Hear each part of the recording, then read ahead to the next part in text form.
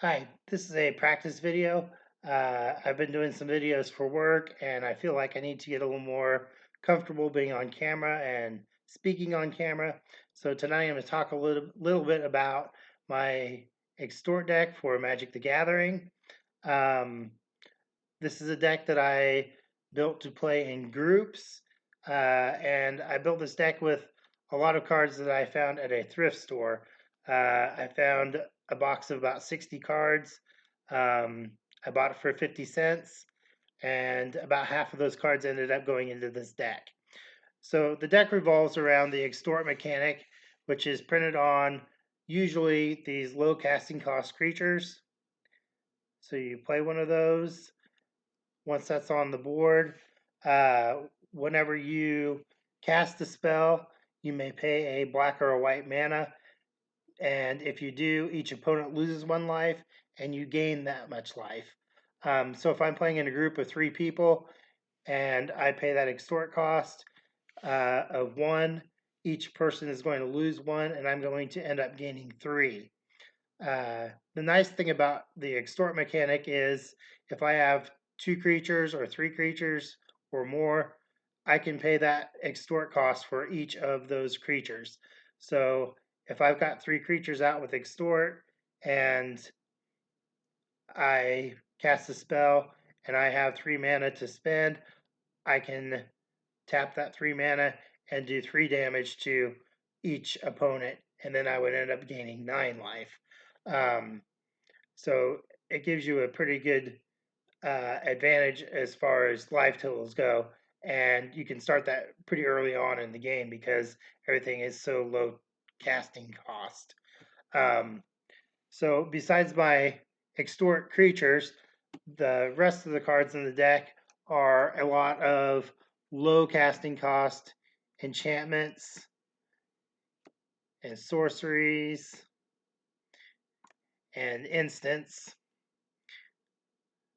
things that cost me 1 or 2 mana, and that leaves me plenty of mana to pay the extort costs.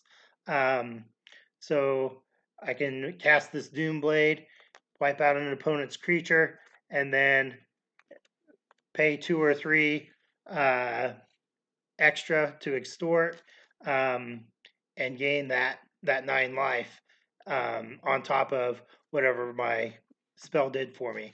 Um, and then I also have, I call it the heavy hitter in this deck.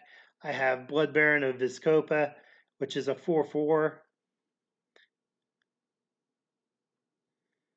Uh, and it says, as long as you have 30 or more life and an opponent has 10 or less life, Blood Baron of Viscopa gets +6/+6 and gains flying. Um, so that would give you a 10/10 flyer if you can meet those conditions, which with this deck, by turn 5, you can usually have an opponent under 10 and be over 30. Um, it's not too hard to meet those conditions and to have this card out on the board doing a lot of damage. Um, the other card that I really love in this deck is Debt to the Deathless. This is one of my all-time favorite Magic cards. Each opponent loses 2 times X life, and you gain life equal to the life lost this way. Uh, X means however many mana you pay extra. Um, this deck can get out on the board, and it takes a little while in a group game to kind of build up, but it gives you a lot of time to get that extra mana built up into your mana pool. Um, and then, if you've got 5 or 6 extra to pay, uh, and you're in a group game, with 3 other people, you're going to do 18 damage. You're going to double that and gain that much life.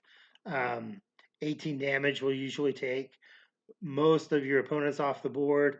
Um, it'll give you that big life surge, which will be plenty to usually kind of pick off whoever's left on the table, with some of your other creatures and extort.